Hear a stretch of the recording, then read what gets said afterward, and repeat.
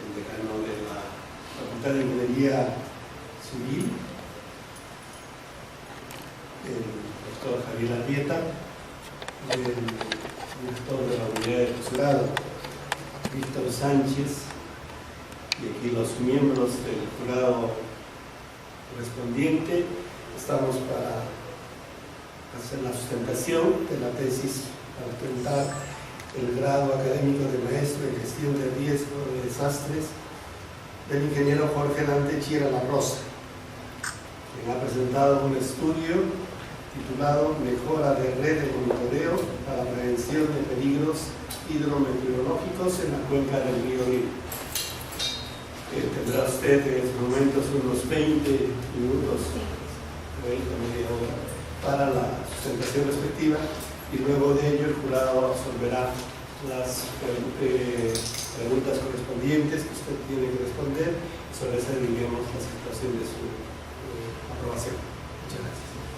Pasamos adelante.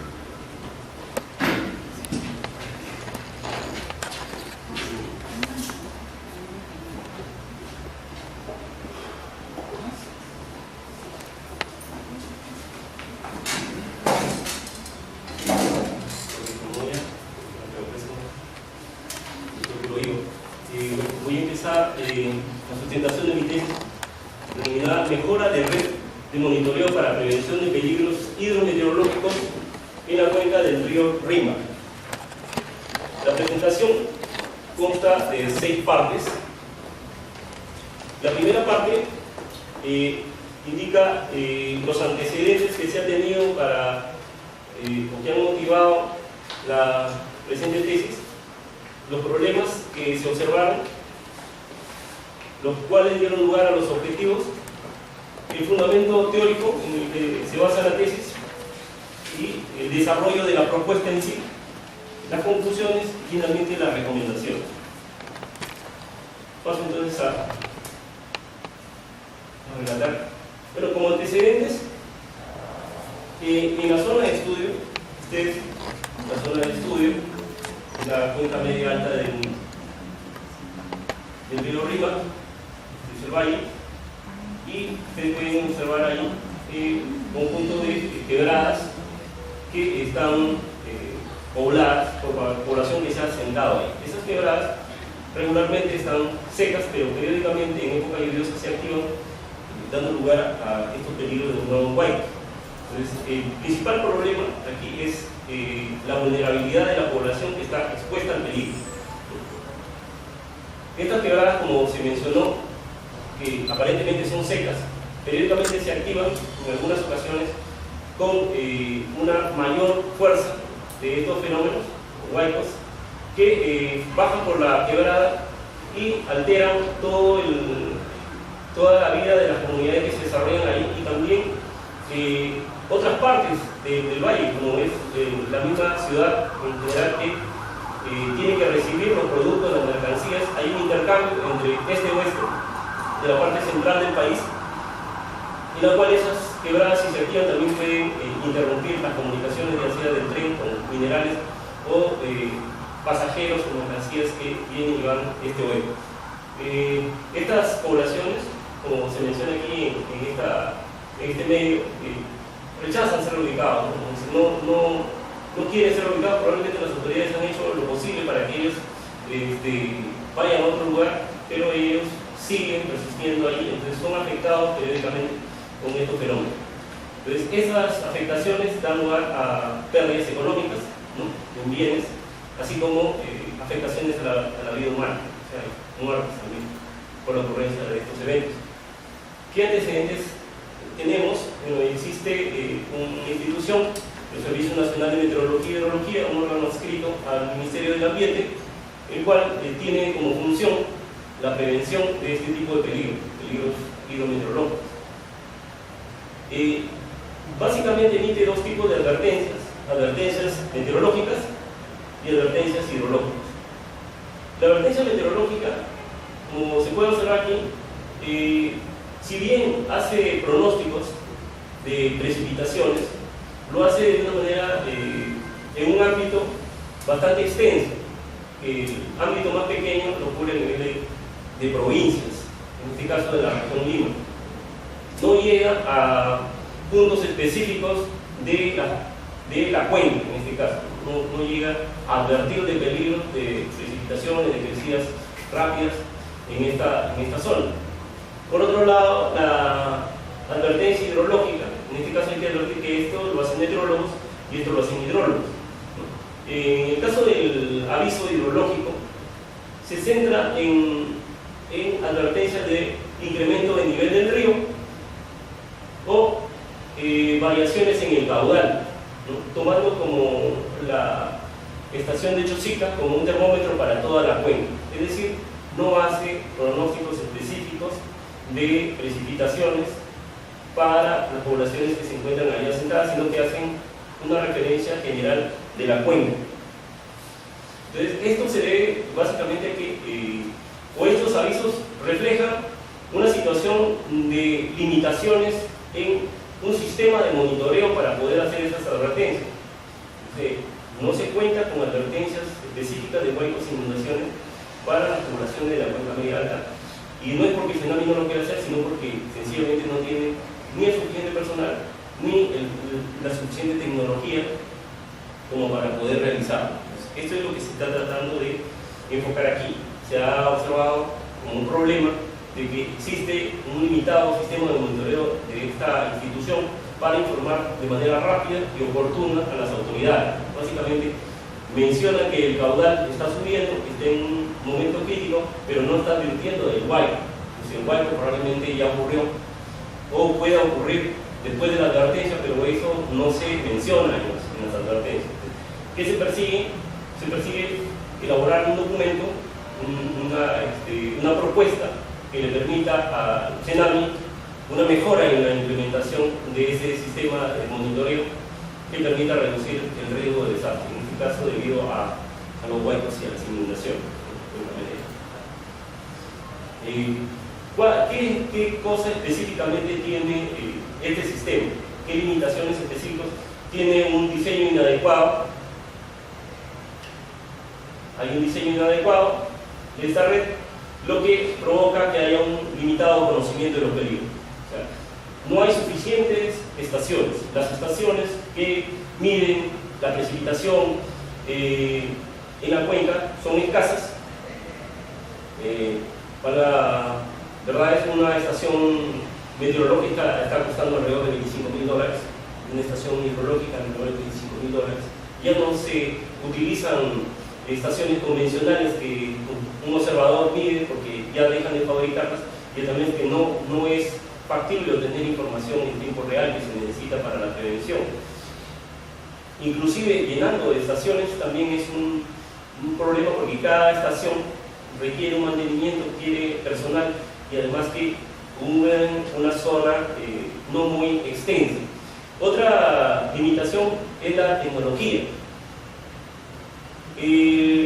La frecuencia de transmisión de los datos que tiene el Senami es de 1 hora. Si bien lo hacen vía satélite, el convenio que tienen con el servicio de Estados Unidos es con una transmisión de 1 hora, pero incluso los mismos procesos de procesamiento hacen de que esa hora se pueda alargar a 2 o incluso más horas, y no se tiene hora a hora esa información que es muy valiosa. ¿Qué produce esta limitada capacidad tecnológica? Que exista una poca oportunidad en la emisión del aviso, y que pueda ser inexacto. Con toda esta información se necesita un sistema de gestión. Hay una limitada capacidad de manejo de este sistema y los recursos. ¿Cuáles son los objetivos que se han planteado?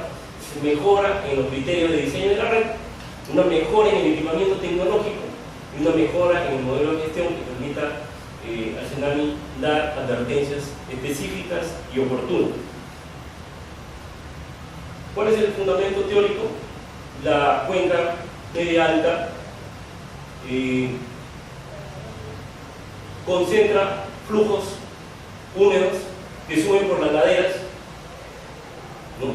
En este caso las quebradas, que se activan en época lluviosa, en este caso en la época de verano, febrero, marzo especialmente. Estas precipitaciones dan lugar a huaycos, ¿no? Que es un flujo muy rápido de lodo, piedras, y estos huaicos llegan hacia el río de manera transversal y en forma de dique obstruyen el río, el cual después provoca la inundación en las partes laterales y también provoca la interrupción a la vía férrea y también a la vía, ¿no?, terrestre. Aquí podemos ver con 10 minutos a la caída de rayos del sol. Un ejemplo de lo que ocurrió el año pasado, justo en este mes. Con toneladas de lodo e inmensas rocas. Tenemos imágenes realmente dramáticas que muestran la magnitud de este desastre.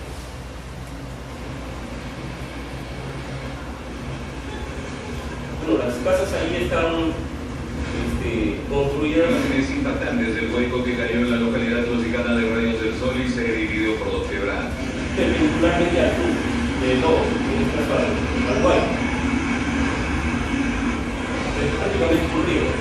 Se activa la quebrada y va por gravedad hacia el río. Este es el instante cuando empezó todo.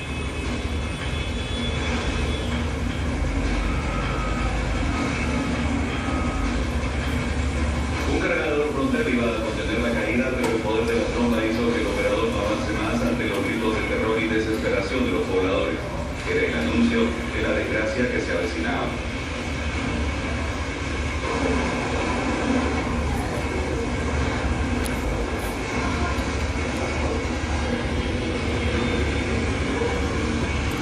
Las calles de Rayos del Sol se convirtieron en ríos. El agua salía hasta por las paredes de las casas, por las puertas.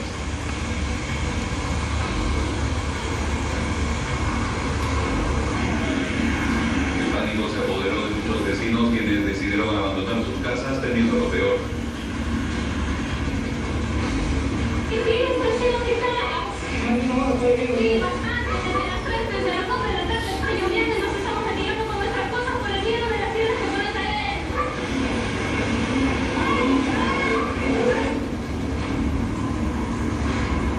En la quebrada del río Rímac parecía rugir.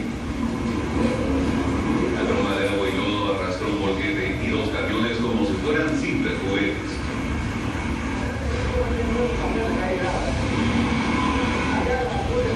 El chofer del volquete arriesgó su vida sacando de la cabina sus objetos de valor.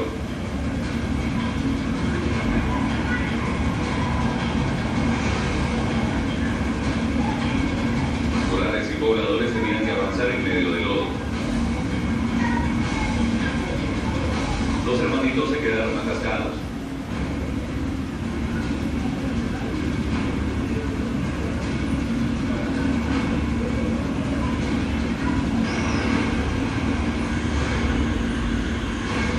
En otra zona, una nueva imagen apocalíptica.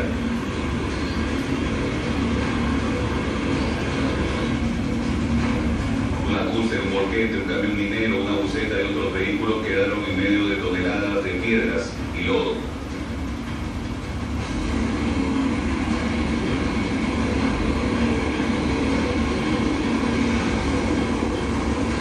Enormes rocas destruyeron decenas de casas, provocando la muerte de al menos 5 personas. Otras 6 han desaparecido.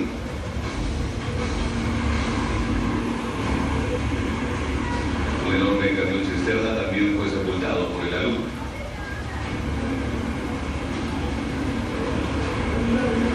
Para muchos una desgracia anunciada, pues la mayoría de casas fueron levantadas en medio del cauce natural del Huayco. Los damnificados esperan ayuda.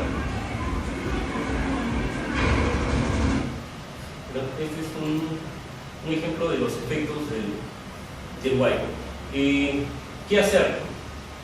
Para poder tomar una decisión, una advertencia, hay que medir. ¿Cómo se mide? Bueno, existen instalaciones diseñadas para este tipo de situaciones, que son estaciones meteorológicas y estaciones hidrológicas.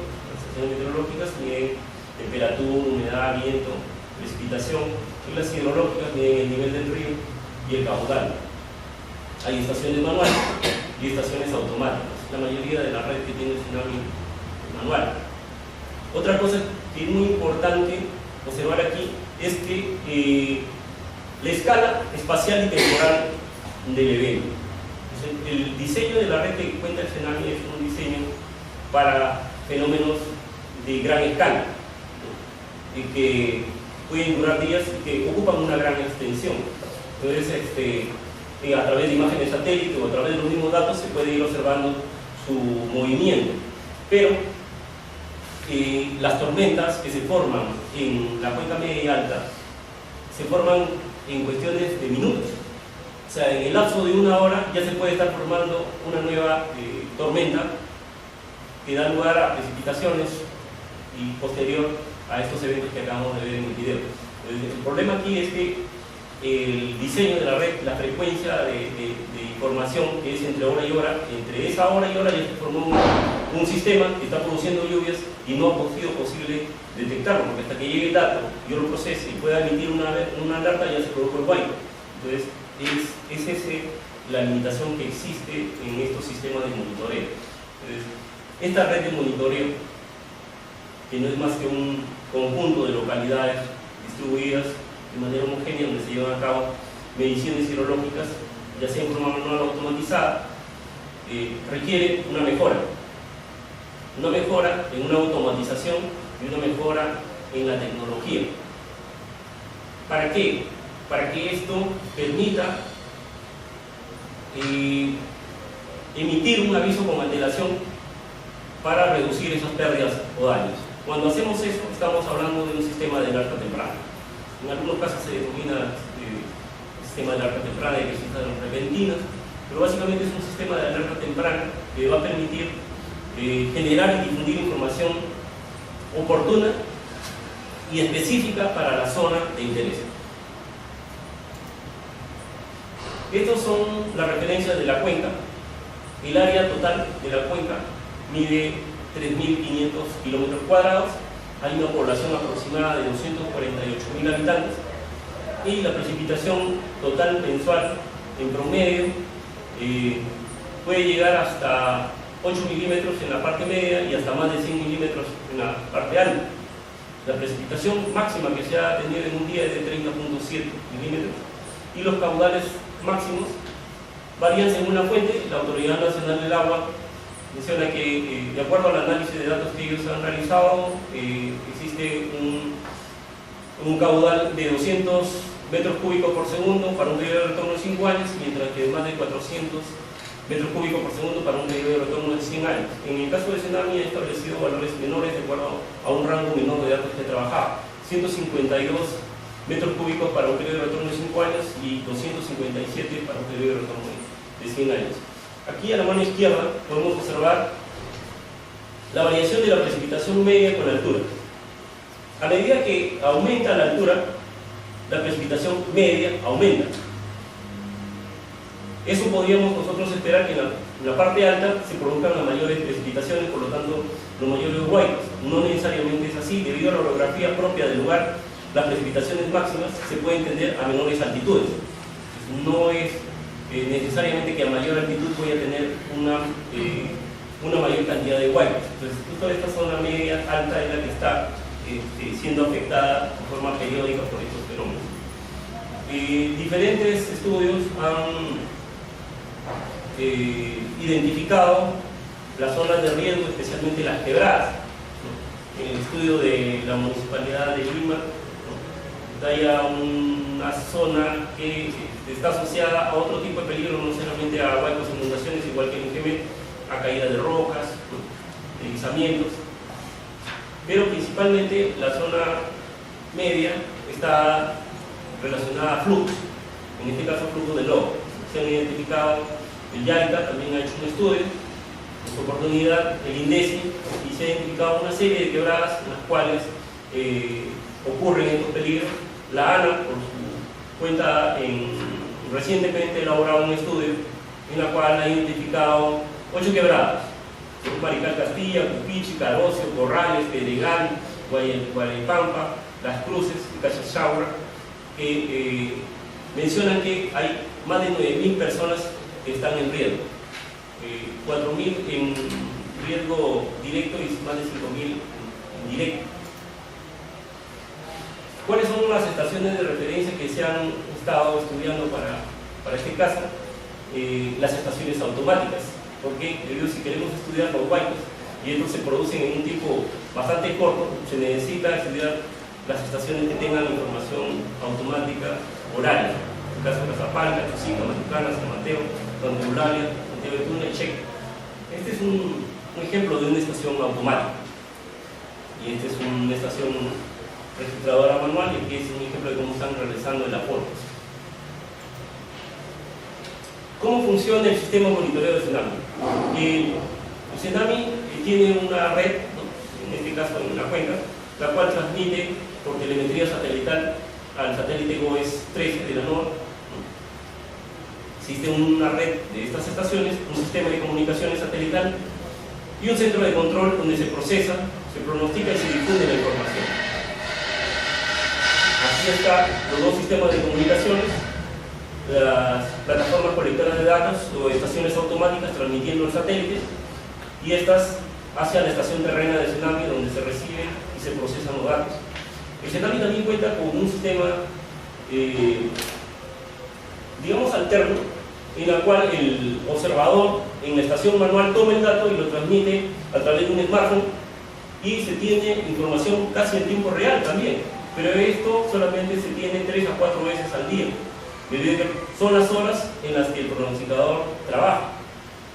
El observador vive lejos de la estación, va, toma el dato, lo transmite por el celular, se regresa a su casa y después sigue a la siguiente hora.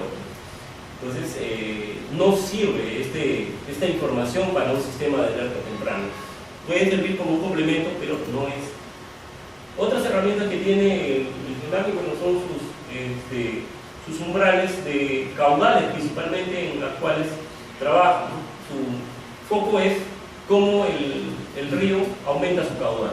Este es un esquema de correntía, ¿no? Un mapa de correntía donde se evidencia que en la parte media baja, con bajos valores de precipitación, ya se produce escorrentía.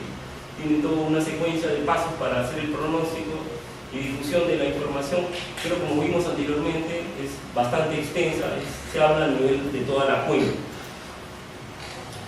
Para este estudio se analizaron 3 casos, ¿no?, de los últimos 3 huaycos ocurridos, 2 del año pasado y 1 del año 2012. Sumando las afectaciones de estos 3 huaycos, ha habido 11 fallecidos, 29 heridos, más de 1.800 damnificados, 6.000 afectados, más de 600 viviendas destruidas, más de 1.000 afectadas y 60 instituciones educativas afectadas. Solo en 3 huaycos. Y bueno, se ha hecho la comparación de la precipitación, donde en el primer caso se evidencia, pues, valores superiores a los 10 milímetros, ya está produciendo el huayco, y que el huayco, según una observación, hay un tiempo de media hora entre el inicio de la lluvia y la ocurrencia del huayco, en la mayoría de los casos. Eso no solamente por la información en sí analizada, sino también de información personal que se ha recibido del Centro de Operaciones de Emergencia de la Municipalidad de Chosica. Ellos refieren de que entre el inicio de las precipitaciones y la ocurrencia del huayco hay aproximadamente 30 minutos. En algunos casos un poquito más, pero en promedio es 30 minutos, lo que quiere decir que hay muy poco tiempo para alertar a la población. Se necesita datos con una mayor frecuencia. También comentaron de que es posible tener avisos de evacuación que podría la gente evacuar en 15 minutos. Parece un tiempo bastante corto. Lo más probable es que ellos se alejen de la quebrada que está siendo afectada, pero que ellos mediante sirenas parlantes pueden dar un aviso y en 15 minutos las personas podrían alejarse de la zona peligrosa. En resumen, se determinó 10 milímetros por día como un umbral y 3 milímetros por hora para el caso de las precipitaciones. La propuesta que está en relación al objetivo, la mejora del criterio de diseño de la red, está basada en la metodología de determinar los objetivos, identificar las zonas de riesgo, identificar estas estaciones de referencia con las que hemos estado trabajando, definir los umbrales de lluvia y el diseño de procedimientos operativos. Estos procedimientos operativos tienen relación con que hay que establecer un plan de monitoreo, que en este caso no existe, donde se definan los objetivos de este monitoreo, las limitaciones que tiene el monitoreo, el tipo de monitoreo que se va a realizar, las variables que se van a pronosticar, en este caso la lluvia, la precipitación, los métodos de cálculo que se van a utilizar, qué supuestos se van a tener, las responsabilidades de las instituciones, el área de pronóstico que se va a coberturar, otros elementos de ayuda y el diseño en sí de la red, cuyos criterios son que debe haber una oportunidad de dato. El dato debe llegar de manera oportuna para poder emitir un pronóstico para alertar a la población de la ocurrencia de Guaymas. Debe ser homogéneo, quiere decir que los instrumentos deben ser similares. Debe estar en una zona segura, que no se pueda tener lugar a robos o a sustracciones de partes de la estación. Debe tener integridad, o sea que tiene que ser un dato veraz, y debe haber una buena distribución espacial para poder coberturar la zona. Entonces, ¿qué es lo que se propone en estos criterios? Es tener estas consideraciones, así como la instalación de 4 nuevas estaciones, aguas abajo y arriba de la zona de estudio. La otra propuesta es la implementación de un radar. Este es un radar de banda X, es un radar de corto alcance, pero que sirve para la cuenca. Existen otros tipos de radares, pero son más costosos. Este radar tiene un bajo costo, es asequible y permite detectar la lluvia en un radio de 20 kilómetros, o sea, saber cuánto va a llover en ese radio de 20 kilómetros y detectar los sistemas humosos en un radio de 60 kilómetros. Eso permitiría este radar. Otra parte del equipamiento tecnológico es la adquisición de este equipamiento, de estas instalaciones automáticas, así como la mejora en el sistema de comunicación. Actualmente es satelital con 1 hora, existe también satelital con una mayor frecuencia, pero es también un poco más oneroso. La comunicación GPRS es como la transmisión de texto de un celular. En este caso se coloca un radiomódem en cada estación. Esta va a una telefonía celular, llega al proveedor de servicios y prácticamente en un corto plazo llega hacia los servidores donde está el procesamiento de datos para poder analizar la información y emitir las advertencias. En este caso se espera que este sistema se configure con una frecuencia de 5 minutos, ¿no? Dado que el radar puede recibir estas señales electromagnéticas en una frecuencia hasta de 5 minutos. Con lo cual estos pluviómetros, esta lluvia que caería sería transmitida con 5 minutos y se podría calibrar el radar. ¿Cómo trabaja el radar? El radar emite una onda electromagnética que rebota en la lluvia, regresa de nuevo al radar, el radar traduce la señal y lo simboliza a través de colores, donde los colores más intensos están reflejando las nubes que tienen más capacidad de lluvia. ¿Cuánto cuesta un radar? Un componente básico de un radar está cerca del $1.000.000 de soles, 903.000 soles, ¿no? El cual incluye el magnetrón, que es el núcleo del repuestos del radar. Y estos son datos técnicos. La detección de lluvia se tiene con el radar a un radio de 60 kilómetros, que podría, de ser plano, llegar hasta Cazapalca y por el otro lado hacia el mar, y estimaría la lluvia en un radio de 20 kilómetros. Sería importante para poder emitir el aviso de manera oportuna. Como modelo de gestión, la última parte es adquirir e instalar el equipamiento, elaborar los expedientes técnicos para estos equipos, operar y mantener las estaciones y el radar, capacitar, hacer inducción del personal que se requeriría para que trabaje en este sistema, hacer un mantenimiento, calibración de los instrumentos, del sistema de comunicaciones también, y hacer un monitoreo de la operatividad de las estaciones. En el modelo de gestión se está considerando monitorear y vigilar permanentemente la lluvia, hacer el análisis y el pronóstico, complementarlo con las imágenes del radar, redactar el aviso, difundir el aviso y hacer una reevaluación periódica de la evaluación de las lluvias en coordinación con las autoridades de la cuenca. Para que esto pueda ser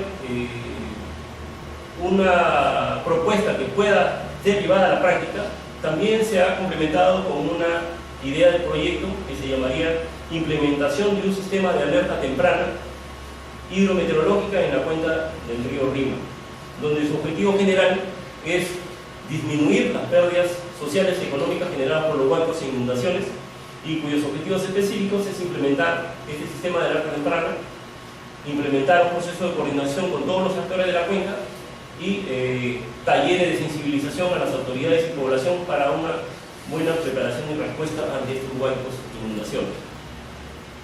Aquí está el árbol de problemas y el árbol de medios y fines, donde el problema central es el escaso desarrollo de acciones preventivas y de mitigación ante huaicos e inundaciones en la cuenca media alta, lo que se traduce en pérdidas sociales y económicas por la ocurrencia de huaicos e inundaciones.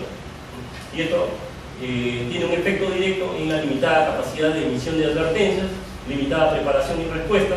Esto da lugar a una limitada capacidad institucional para generar información oportuna y exacta, así como que las instituciones locales y regionales estén desinformadas, dado que no tienen esta información. ¿Y esto cuál es su causa? Que hay insuficiente equipamiento y hay un limitado desarrollo organizacional y una población con limitada resiliencia. ¿Qué es lo que, para qué se busca esto? Para reducir las pérdidas sociales y económicas, mediante el incremento de acciones preventivas. Ya se va a tener un óptimo equipamiento, un eficiente desarrollo organizacional y una población mejor preparada.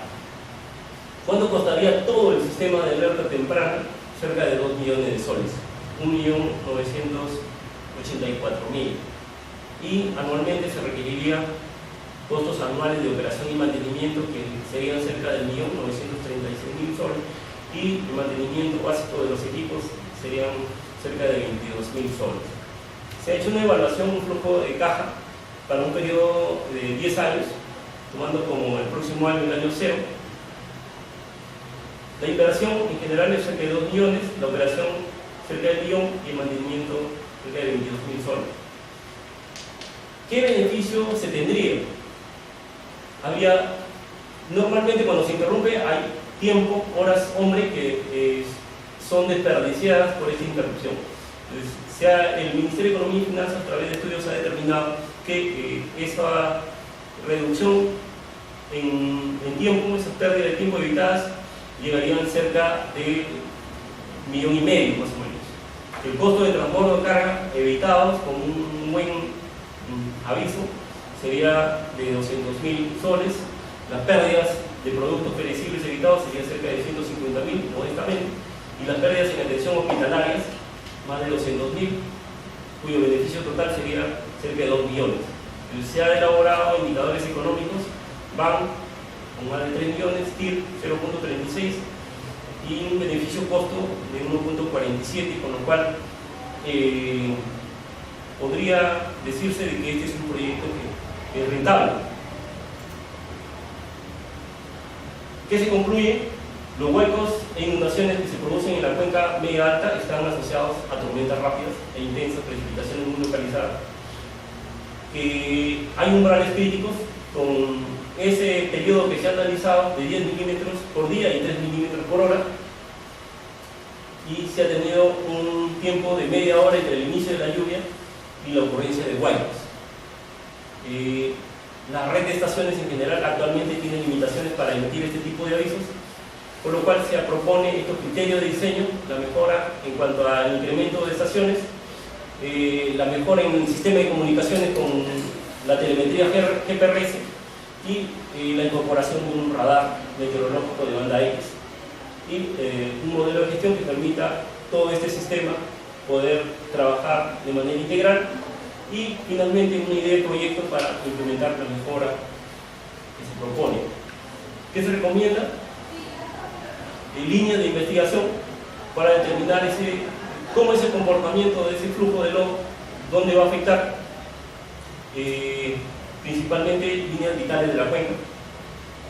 Elaborar un proyecto de inversión pública que permita este desarrollo y establecer un convenio entre el SENAMI y la municipalidad que permita instalar el radar y una oficina de enlace para poder tener la información de manera oportuna. Eso es lo que se propone. Estoy ahora respecto a sus preguntas.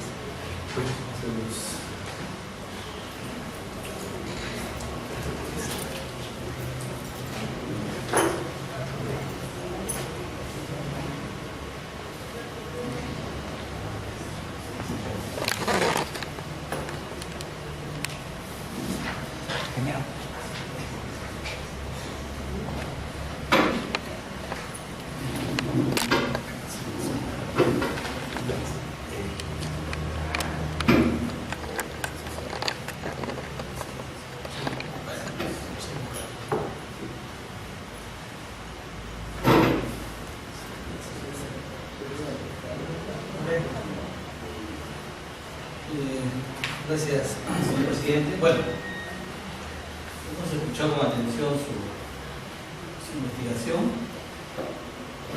Yo, bueno, quiero sacarlo de la solución hidrometeorológica, creo que es el planteamiento central de la tesis, ¿no? Y yo quisiera que me comente, a ver si usted ha pensado en otro tipo de soluciones, aparte de la solución hidrometeorológica, porque como sabemos, está en un estado biocardiero, esto es recurrente, ¿no? Todos los años pasan, hay muertes, hay pérdidas, y bueno, la solución hidrometeorológica ayudará, pero el problema seguirá. Entonces, a ver, ¿qué ha pensado usted fuera de la solución técnica, un enfoque más sistémico? ¿Qué idea nos da? Es cierto, esto es solo un enfoque, hay otros enfoques. El principal es el problema que la población está vulnerable porque está mal asentada. Entonces, la solución principal es reubicar a la población. Ojo que reubicar a la población soluciona las pérdidas de vidas humanas, pero la interrupción a la carretera va a seguir y a la vía férrea. Entonces, ya el gobierno ha pensado este año en hacer un túnel, pero eso es una solución a más largo plazo, y no necesariamente el túnel, dependiendo de cómo se construye, te va a solucionar todo el problema. Definitivamente que no necesariamente es un tema que se pueda resolver tan rápidamente, ¿no? Las autoridades vienen trabajando en esto durante mucho tiempo y casi toda la población a nivel nacional, mucha población vive en quebradas. No es el único caso. Pasar a otro tipo de solución, de reubicar, que es la solución definitiva para pérdida de vidas humanas, es el enfoque principal, debería ser la solución. Eso es lo que hay que refundar Chosica, porque es el caso más mediático de todos los años que escuchamos Chosica. Hay otros casos, pero de llamarlos para mí el más recurrente Chosica y todas las zonas aledañas. ¿Cómo han hecho otros países? ¿Cómo han atacado este problema? bueno, España, Estados Unidos y muchos otros países, simplemente las leyes son muy rigurosas, muy estrictas, y esas zonas son zonas campestres, zonas de recreación, no se utilizan para edificación. Entonces ellos hacen eso. Hay otras soluciones, otros países, Taiwán por ejemplo, que utiliza tensores, cámaras, en las cuales detectan también el movimiento del suelo en este caso, y emiten rápidamente una alerta y tienen una mejor preparación. Hay mucho civismo en otros países. Entonces, realmente nosotros tenemos ese problema porque estamos expuestos. O sea, tenemos esa situación que no se presenta en otros países porque las leyes son más rigurosas y no dejan que la población se siente ahí. Vamos a suponer que no está Chosica o esta ciudad sentadas en quebradas. Ustedes dan la capacidad de decidir hacer las cosas bien. ¿Qué harían? Si se pudiera asentar la población en otras quebradas. Claro, que si no existiera Chosica y pensando de manera más preventiva, ¿qué haría usted? ¿Qué concepto, qué idea le vendría a la cabeza? Si la población se pudiera pasar a otro lugar, ya aparentemente la propuesta no serviría. ¿Eso es lo que usted quiere decir? A lo más voy por el planeamiento territorial. Ya. O sea, hacer una planificación, usted lo ha tocado, pero hoy día hay conceptos, hay modelos de gestión que permiten pues, planificar adecuadamente a largo plazo. Y en realidad lo que se requiere es un reordenamiento territorial. Eso es fundamental, ¿no? Pero para eso pues, están las instancias, ¿no? que correspondientes, los mismos gobiernos locales, la zonificación ecológica económica, todas esas leyes que ya están dadas y que tienen que cumplirse, simplemente no se cumplen. Es por eso justamente que ocurren esos problemas. Voy a hacer una última pregunta. Vi los indicadores económicos y por ahí he hecho una corrida, ¿no?, para evaluar rentabilidad y es rentable, ¿no? ¿Cuál es el costo de oportunidad que utilizó para el flujo de caja? Realmente es utilizar la población, que en este caso es más de 9.000 personas. No, me refiero a que usted ha hecho una evaluación económica, calculado un BAN, sí, una TIR, ¿no? Entonces, ¿con qué costo de capital, costo de oportunidad? Con costo de dinero. Sí, ¿Qué costo creo que de es 2 trabajo? millones. No, tasa. ¿Qué tasa? La tasa, está ahí. ¿Cuánto es? No recuerdo ahorita, no le puedo decir el valor. 10%. Sí, 10%. Ok. Gracias, señor presidente. A ver,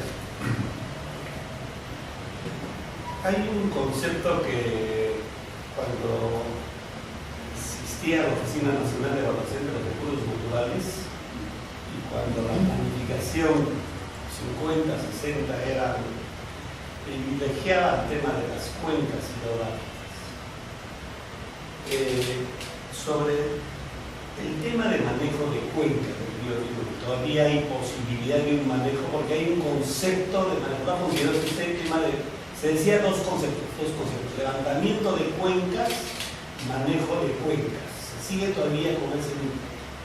¿Ha considerado usted qué entendimiento, cómo se relaciona un manejo de cuenca con lo que está proponiendo, que es más prevención? Ahí es básicamente una gestión integral de la cuenca, que es el concepto que se utiliza. Es una gestión integrada, porque realmente esto, como dice, yo le he dado el enfoque hidrometeorológico, pero está el tema de la contaminación del río, está otros conceptos. Por ejemplo, obras de ingeniería hidráulica, porque hay un tema arriba de la cuenca, hacia Laraos, arriba, hacia las comunidades campesinas, donde empieza toda la cuenca y de ahí comienza todo el desplazamiento de agua con las lluvias. Y entonces, desde ahí hay un tema que tiene que trabajar, ¿no es cierto? Sí, realmente. Obras de ingeniería hidráulica, ¿cómo están? Claro, en realidad son varios temas. El problema, ustedes han visto en el video que hay, esa es una gestión correctiva del riesgo, que se ha construido diques, pero esos diques colapsan al final. O sea, depende de la solución. La solución es que esa gente salga, se reforeste, ¿no? Y con incremento de cobertura vegetal es posible que el nivel de impacto del peligro disminuya bastante. O sea, el problema es retirar a la población. Ese es el principal problema. En la parte alta también, de hecho, que ya también se han realizado, pero las obras de ingeniería que se han realizado muchas veces han colapsado con el tiempo. O sea, al final el flujo de agua llena los detritos, llenan los diques, los acolmatan, no sirven para contener toda la fuerza que trae el agua, debido principalmente a la fuerte pendiente que existe en la zona. En capacidad de respuesta de la población, o sea, se puede avisar, o sea, se va recortando tiempo, se avisa de alerta temprana. ¿Cómo atacaría usted el problema de la reacción de la gente, de la capacidad de la... Estoy tratando de ver que frente a los signos que estamos haciendo nosotros el tema siempre de simulacros. Aquí, ¿cómo va a acompañar eso? Ya el municipio ya tiene experiencias de simulacros, en la cual ellos organizan a la población y se avisan mutuamente. Incluso yo sé de personas que viven en Chosica y ellos tienen una manera de aviso que se van avisando a los que están en las partes más bajas.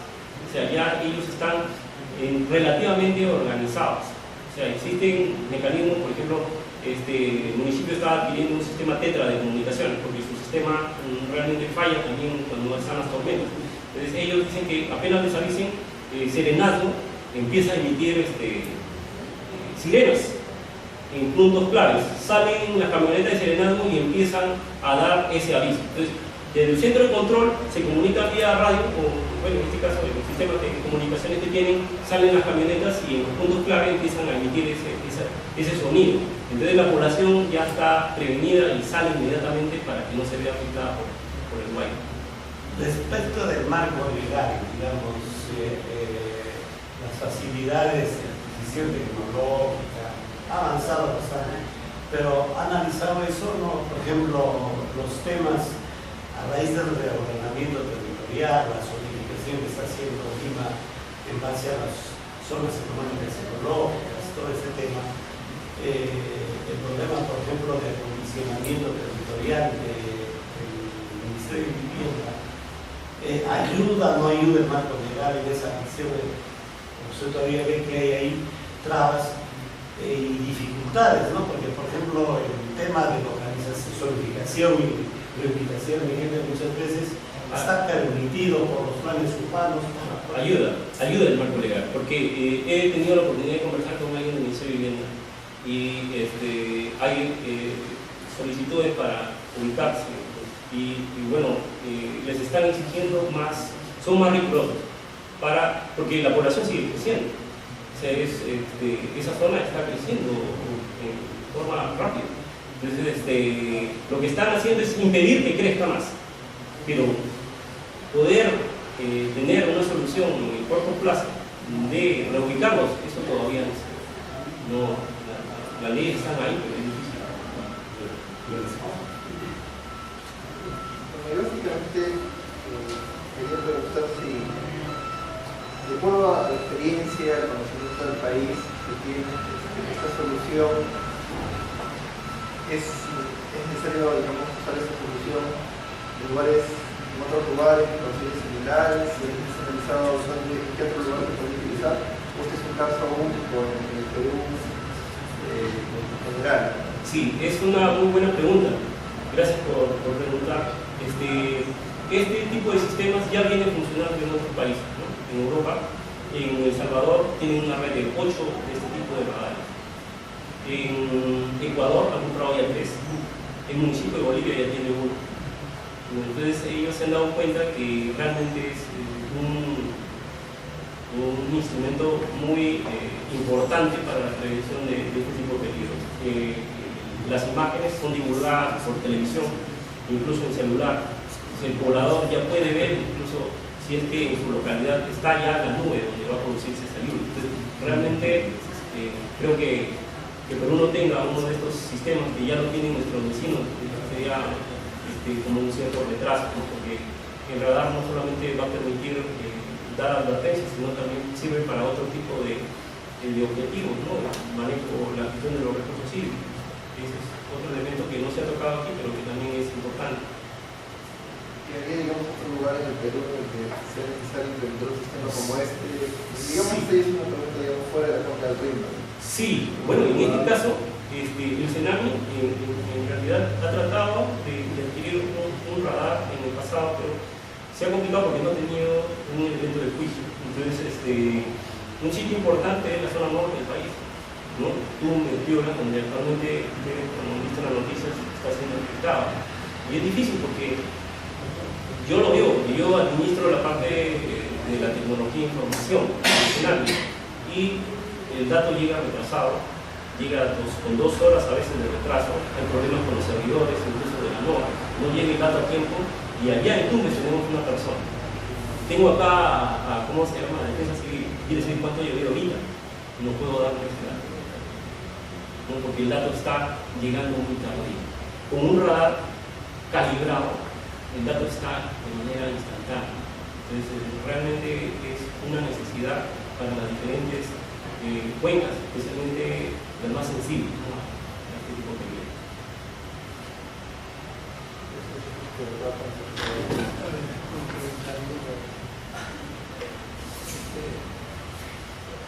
Entonces, el tema de este tipo de problemas resultado de ese desorden, de este aparentemente leyes, bueno, las hay, no se cumplen, la gente comete estos actos en el que atenta por su propia vida de ellos, familiares, algo que realmente parece difícil de explicar o de aceptar, ¿no? Pero realmente ocurre, no podemos prácticamente hacer nada. vemos cada día en todos los aspectos de la vida que las autoridades no pueden hacer cumplir la ley. No pueden. Y usualmente no pueden porque realmente las leyes que dan, la mayoría de los casos son inoperantes y de una serie de cosas que a veces son imposibles de efectuar o de ejecutar, pero aparte de eso, cuando vamos a pensar en las personas, ¿no?, que cometen estos actos, atentan a su vida, a sus hijos, sus hijos, que aparentemente me parece algo irracional, hay esfuerzos en el sentido de ir al fondo del problema, en realidad, porque yo no creo que la gente no sea completamente irracional, que una persona no entienda y tenga alternativas para evitar la muerte de ellos y de sus hijos. Pero me parece como que no hay esfuerzos de podernos comunicar, ¿no? Realmente eso me parece que lo que falta si vamos a ver el origen del problema, porque para que esa gente haga lo que está haciendo, porque no tiene muchas veces alternativas, no hay, ¿no? Entonces estamos de alguna manera obligando, ¿no?, pero porque me parece que con todos estos avances que vemos, no funcionan, no se repiten todo el tiempo. Ustedes han hablado de tecnologías de radar, hay cosas, y tecnológicamente avanzamos, hay prácticamente todo, pero no funcionan ni van a funcionar nunca en sistemas desordenados y caóticos como el nuestro. Entonces, tenemos que hacer algo más, y que me parece que no se está haciendo en ningún nivel. No hay, claro, se dan en la autoridad, ustedes no están encargados de esa parte, no es más pensar en defensa civil, pero que no hay nada de ese tipo, más están preocupados, multar, una serie de regulaciones que no se pueden cumplir, no funciona, entonces me parece, ¿no?, que tenemos que buscar otro tipo de enfoques, donde ya la parte social, la parte ecológica, y entre a fallar realmente, ¿no?, junto con esa cosa. No, si no, es cierto, usted lo ha expresado muy bien. Realmente tenemos una cultura, ¿no?, que propicia a ser afectados por el peligro. Realmente hemos estado acostumbrados, por decir, a desperdiciar el agua, ¿no? Por años hemos jugado carnavales. Creo que todos aquí en algún momento hemos jugado carnavales. Pero ante la escasez de agua, eso ha cambiado. Ahora ya no se juega. Es un caso muy puntual. Entonces la cultura está cambiando.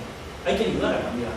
Y eso mediante la comunicación. Y eso tiene que ayudar por medio de difusión, con las autoridades competentes encargadas de ese tema. Entonces, cambiando la cultura, ¿no?, desde pequeñito, ¿no?, que eso empieza incluso en los colegios. Cambiando esa cultura vamos a crear una cultura de prevención. Y solo así es que vamos a evitar estas desgracias. De lo contrario, o sea, eso no. Hemos visto en los medios de difusión una persona que sale persiguiendo a la persona que está regando. El agua no puede desperdiciar. Entonces la persona, o no seas cochino, no tires papeles al piso. Entonces son cosas que nosotros hemos estado quizás acostumbrados, pero con una cultura, un cambio de mentalidad expresada fundamentalmente por los medios de difusión, nos van a permitir cambiar la mentalidad de la persona y que eviten exponerse a este tipo de peligros. Así que cuando los cambios culturales son un aspecto ya mayor, ya son cosas que un poco escapan dentro del relacionado, y hay cosas que a veces, por ejemplo, ¿no?, que escucharon, que muestran que no solamente se trata de uno. Cuando un chofer peruano, acostumbrado a todo trabajo, entra a Chile, es otra persona, totalmente otra persona, ¿no? Entonces, no es un cambio común, o sea, él es la misma persona, la misma cultura, la misma educación, todo, sino simplemente sabe lo que va a pasar si es que él se comporta de esa forma. Claro, ¿no? Entonces, hay muchas cosas de estas que tenemos, ¿no? Que en realidad no funcionan.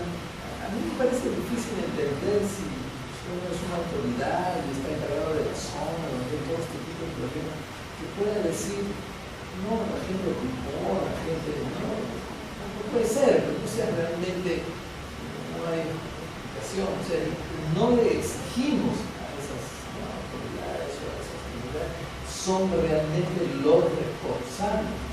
Si a esa persona que realmente es responsable se le acusa y se le condena, ¿no? Y se le multa, ¿sí? Estoy seguro que a la próxima, ¿no? Realmente va a cambiar todo y no va a haber nada de ese tipo de cosas. Entonces, ¿no? En el fondo uno ve que eso es lo que falta, ¿no? Realmente, no tampoco al extremo de decir que queremos un autoritario, queremos un algo de ese tipo. No es simplemente, sí tenemos que hacer de una manera racional, humana, ejercicio, es una combinación. Y adecuar las leyes a que se puedan realmente cumplir y siempre tengan salida, pues, o sea, siempre tengan una solución que sea factible, no vamos a cerrar todas las puertas y una cosa que no se pueda cumplir. A mí me parece que debemos buscar, ¿no? Ese tipo de pasar el problema a los que realmente tienen la capacidad económica, profesional, para resolver estas cosas, ¿no? No le podemos a una persona que no tiene educación, sin recursos y todo eso, no decirle, claro, si tenemos una persona que tiene educación y no cumple, no hace, son a ellos lo que incluso uno podría pensar, no hay que castigar o hasta que hacer de ese tipo, porque no podemos. Ya solamente digo que en este tipo de problemas como ingeniero no nos debemos olvidar, ¿no? De los aspectos estos sociales y ecológicos, ¿no? Y que son problemas ya disciplinarios y que valdría la pena comenzar a enfocar, ¿no? Estos temas, ¿no? Ya como intervención de Para ponerle un ejemplo nomás, este caso, es que yo estoy de la Dirección Nacional de Demarcación de la Presidencia del Consejo de Ministros.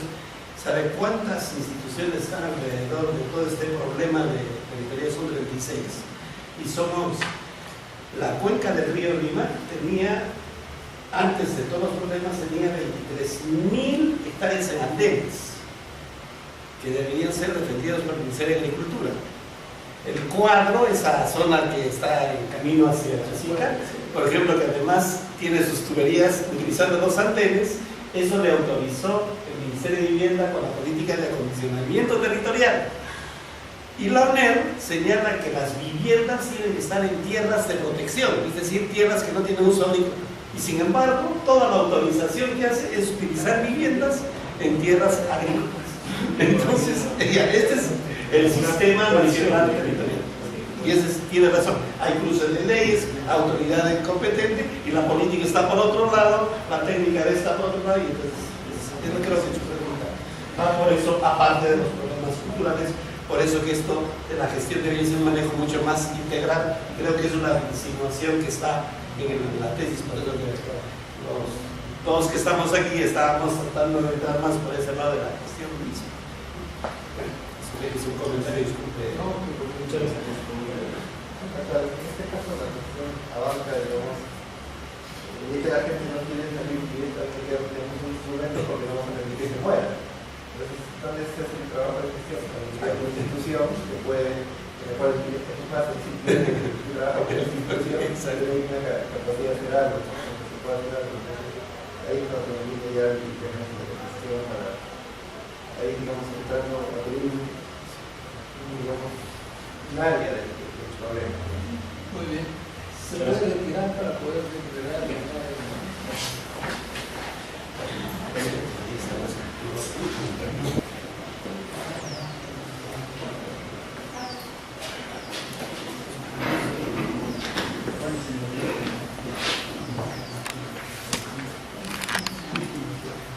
voy a dar lectura al acta de sustentación de tesis para optar el grado académico de maestro en gestión de riesgo de desastre en la Universidad Nacional de Ingeniería de la ciudad de Lima, siendo las 13 horas del día martes 8 de marzo del año 2016. Se reunieron en la sala de sustentaciones de la Facultad de Ingeniería Civil bajo la presidencia del doctor Javier Arrieta Freire, decano de la facultad, con la asistencia del doctor Víctor Sánchez Moya, director del unidad de posgrado del MSC, Alfredo Pesos Paredes y del magíster Isaías Quevedo de la Cruz como especialistas, y del doctor Julio Curreigua Ceballos como asesor de la tesis, para proceder a la sustentación para optar el grado académico de maestro en gestión de riesgo de desastres, Jorge Dante Chila La Rosa, quien presentó el estudio siguiente: mejora de red de monitoreo para prevención de peligros hidrometeorológicos en la cuenca del río Río. Los señores miembros del jurado, luego de expuesto el tema y absuelta las preguntas, lo declaran como calificativo de aprobado con excelencia.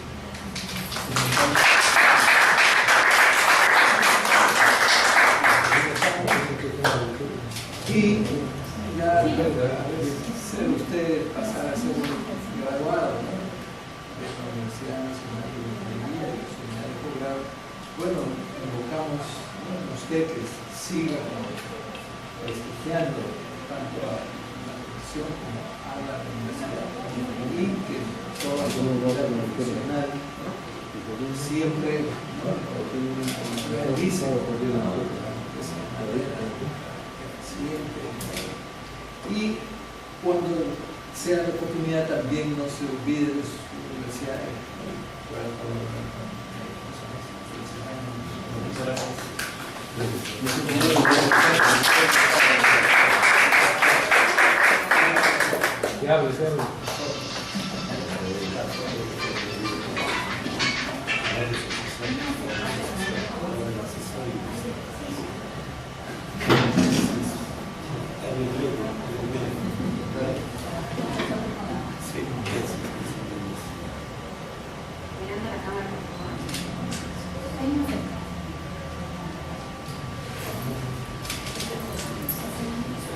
Conchita, Conchita.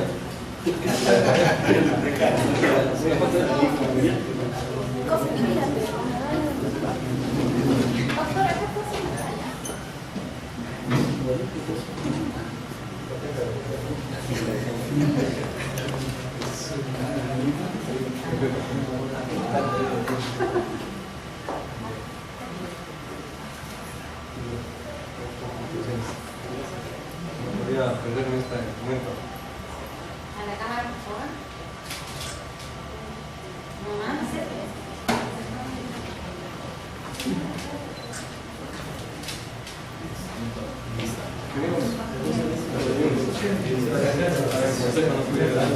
Ahí con la